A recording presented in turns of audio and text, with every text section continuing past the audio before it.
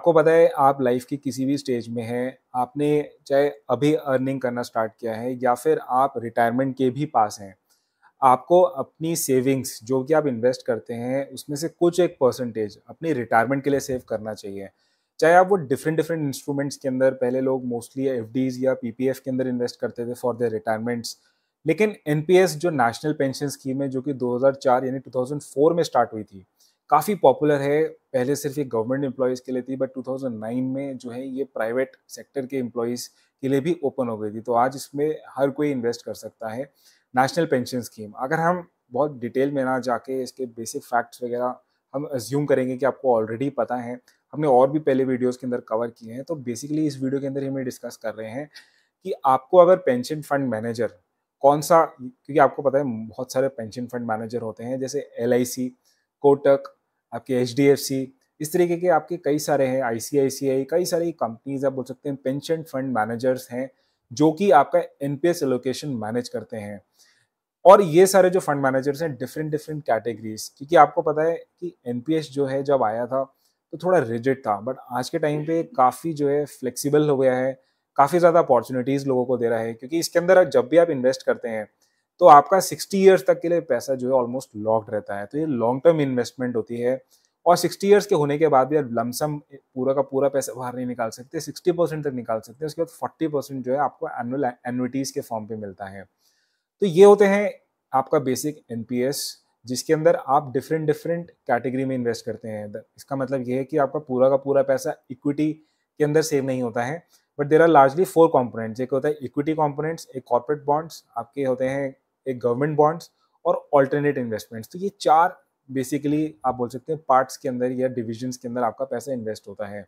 और ये जो पैसा इन्वेस्ट होता है, जैसे मैंने आपको बताया, different different fund managers manage करते हैं। तो हम इसी को ही डिस्कस करने वाले हैं कि कौन सा फंड मैनेजर बेटर है। ये जो डेटा हम बता रहे हैं आपको रिसेंटली आया था ईटी मनी के अंदर, और वहीं पे ही आपके हिस्टोरिकल रिटर्न्स बताए हैं, 3 साल, 5 साल, 10 साल, और ये जो भी रिटर्न्स आए हैं आपको रोलिंग रिटर्न्स बता रहे हैं, जो कि आपको पता है बेटर होते हैं एज कम्पेयर टू आपके जो पॉइंट टू पॉइंट रिटर्न्स होते हैं। तो अगर हम स्टार्ट करते हैं, सबसे पहले हम देखते हैं इक्विटी फंड्स, क्योंकि आपको पता है लार्जली 2 तरीके से आप इन्वेस्ट कर सकते हैं एनपीएस के अंदर। क्योंकि एक तो ये भी चीज़ है कि आप एनपीएस में इन्वेस्ट करेंगे तो आपका टैक्स सेविंग भी होता है, और आपको 2 ऑप्शन मिलते हैं, या तो आप एक्टिव चॉइस ले सकते हैं या फिर आप ऑटो चॉइस। ऑटो मतलब कि अगर आपको नहीं पता, आप नए इन्वेस्टर हैं, कि कितना परसेंटेज मेरा इक्विटी में जाना चाहिए, कितना कॉर्पोरेट बॉन्ड्स में जाना चाहिए, कितना गवर्नमेंट बॉन्ड्स में जाना चाहिए, तो आप एक अपनी एज के हिसाब से आप एक छोड़ देते हैं, और आपकी एज के हिसाब से ही वो परसेंटेज डिसाइड हो जाती है। तो यानी अगर आप एक यंग हैं तो आपका इक्विटी कंपोनेंट ज़्यादा होगा, और जैसे जैसे आपकी एज बढ़ती जाएगी आपका इक्विटी कंपोनेंट कम होता रहेगा, और आपका बॉन्ड्स वाला जो गवर्नमेंट एंड कॉर्पोरेट बॉन्ड्स है उसका लोकेशन बढ़ता जाएगा। दूसरा होता है आपका एक्टिव चॉइस, जिसके अंदर आप अगर चाहते हैं कि आपका इक्विटी कंपोनेंट जो है मैक्सिमम 75% तक आपको इक्विटी मिल सकता है, तो आप उतना भी रख सकते हैं, राइट? अगर आपकी एज 35 या उससे ज़्यादा भी है, तो इसके अंदर आपको थोड़ी सी इंडिपेंडेंस मिलती है, फ्लेक्सिबिलिटी मिलती है कि आप अपने हिसाब से लोकेशन डिसाइड कर सकते हैं अपने रिस्क प्रोफाइल के हिसाब से। तो ये होता है आपका एक्टिव और ऑटो चॉइस। मैंने जैसे इन्वेस्ट किया हुआ है, क्योंकि मैं थोड़ा सा एग्रेसिव स्टाइल का इन्वेस्टर हूँ, तो मैंने एक्टिव चॉइस इन्वेस्ट स्टाइल किया हुआ है और मैक्सिमम 75% इक्विटी के अंदर रखा हुआ है।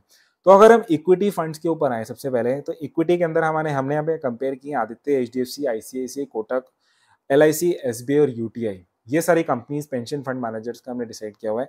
और यहाँ पे अगर हम देखें तो हमारे 3 और 5 ईयर्स के अंदर जो शॉर्ट ड्यूरेशन है, वहाँ पे आपका मार्जिनली आपका कोटक पेंशन फंड जो है लीड कर रहा है। लेकिन अगर आप लॉन्ग टर्म यानी 10 ईयर्स के टाइम फ्रेम में देखते हैं तो आपका एचडीएफसी पेंशन फंड के मैक्सिमम रिटर्न्स आ रहे हैं, क्योंकि आपको पता है एनपीएस जो है लॉन्ग टर्म के लिए होता है। जैसे मैंने इन्वेस्ट किया है, अभी मेरे पास 25 ईयर्स से भी ज़्यादा का टाइम है, तो मैं एचडीएफसी पेंशन फंड के अंदर इन्वेस्ट किया हुआ है फॉर इक्विटी फंड, यानी कि 75% जो मेरा पैसा है वो एचडीएफसी पेंशन फंड मैनेज कर रहा है about for managing the equity funds. Now अगर हम आगे बढ़ते हैं, हम देखते हैं गिल्ड फंड्स। गिल्ड फंड्स होते हैं आपके कॉर्पोरेट, आपके होते हैं गवर्नमेंट के फंड, यानी गवर्नमेंट के बॉन्ड्स। ये जो बॉन्ड्स होते हैं थोड़े से लॉन्ग टर्म बॉन्ड्स होते हैं, इसका जो मेच्योरिटी होता है क्लोज टू 12 ईयर्स का होता है। तो इसको आप बोल सकते हैं जो रेट्स होते हैं गवर्नमेंट के, जो आप जो पता है आरबीआई रेट्स बढ़ाती है, उससे थोड़ा सेंसिटिव रेट्स होते हैं। अगर हम यहाँ पे देखें, यहाँ पे अगर हम देखें तो आपका एलआईसी का जो है पेंशन फंड, वहाँ पे 5 साल और 10 साल यहाँ पे आपके मैक्सिमम रिटर्न्स आ रहे हैं, मार्जिनली बेटर आ रहे हैं। स्टिल आपका एलआईसी फंड मैनेजर के जो बेटर आ रहे हैं। मैं आपको इसलिए बता रहा हूँ क्योंकि रिसेंटली एक और चेंज आया था एनपीएस के अंदर कि आप अपना फंड मैनेजर अलग अलग कॉम्पोनेंट्स के लिए अलग अलग रख सकते हैं। तो फॉर एग्जाम्पल इक्विटी के लिए आप HDFC रख सकते हैं, गिल्ड फंड्स के लिए आप जो है LIC रख सकते हैं, जैसे कि हम यहाँ पे देख रहे हैं कि इसके आपके जो रोलिंग रिटर्न्स आए हैं LIC के अंदर वो बेटर आए हैं। अगर हम फर्दर देखते हैं कॉर्पोरेट बॉन्ड्स के, यानी कि यहाँ पे आपको पता है कि ये थोड़ी सी जो इसकी मेच्योरिटी होती है वो थोड़ी सी कम होती है, अराउंड 6.5 ईयर्स के होते हैं, और इंटरेस्ट रेट से इनका इतना ज़्यादा इफेक्ट नहीं होता है। और यहाँ पे अगर हम देखें तो आपका जो different fund pension fund manager discuss किए, वहाँ पे HDFC फंड मैनेजर आपके 3 साल, 5 साल, 10 ईयर्स तीनों ही आपके ड्यूरेशन के अंदर आपके HDFC फंड मैनेजर के बेटर रिटर्न्स आ रहे हैं। आपको ये बताना भी ज़रूरी है कि आप साल में एक ही बार अपना फंड मैनेजर को चेंज कर सकते हैं, इवन दो आप अपनी एलोकेशन यानी कि बिटवीन आपको कितना परसेंटेज इक्विटी या बॉन्ड्स के अंदर रखना है उसको आप चेंज कर सकते हैं मोर देन वन टाइम। तो वो तो आप एटलीस्ट 4 टाइम चेंज कर सकते हैं, बट आपका फंड मैनेजर आप साल में एक ही बार चेंज कर सकते हैं। तो यहाँ पे हमने देखा आपका कॉर्पोरेट बॉन्ड फंड्स के अंदर अगेन आपका HDFC बेटर स्कोर कर रहा है, मार्जिनली सही, बट आपके रिटर्न्स जो आ रहे हैं HDFC के अंदर बेटर आ रहे हैं।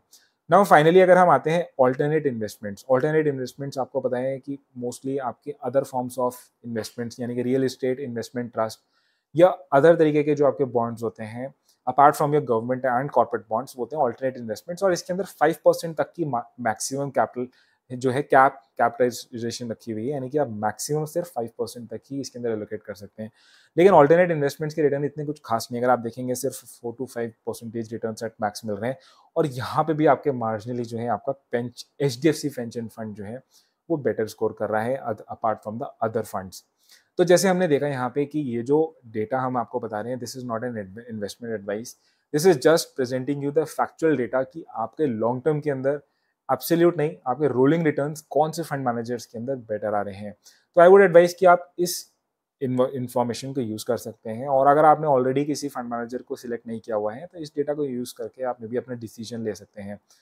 NPS के अंदर इन्वेस्ट करना एक काफ़ी स्मार्ट डिसीजन हो सकता है। काफ़ी लोग सिर्फ इक्विटी के अंदर इन्वेस्ट करते हैं, सोचते हैं कि हम 100% इक्विटी में रखेंगे क्योंकि वो लॉन्ग टर्म है, लेकिन क्योंकि आपका इसके अंदर टैक्स बचता है, आपका पैसा लॉक्ड रहता है, तो एक तरीके से आप डिसिप्लिन्ड अप्रोच से NPS के अंदर अगर इन्वेस्ट करते हैं तो आपको एक अच्छा lump sum when you get retire उसकी काफ़ी अच्छी पॉसिबिलिटी है। तो मेरे को NPS काफ़ी पसंद है, और मुझे ऐसा लगता भी है कि आने वाले टाइम में क्योंकि गवर्नमेंट इसको और प्रमोट करेगी तो इसके अंदर और ऑप्शंस रखेगी, इसको थोड़ा और फ्लेक्सिबल बनाएगी, तो ये और बेटर हो सकता है एज कम्पेयर टू द अभी के टाइम पे जो इसके जो प्रेजेंट सिचुएशन है। तो I hope you got the idea. आपको कुछ और NPS के अंदर पूछना है, समझना है तो नीचे मेंशन करिए। वीडियो अच्छी लगी तो लाइक करिए, सब्सक्राइब करिए इस चैनल को, और किसी टॉपिक के बारे में नीचे मेंशन करिए। Until then next time, thank you for watching this video, thanks a lot.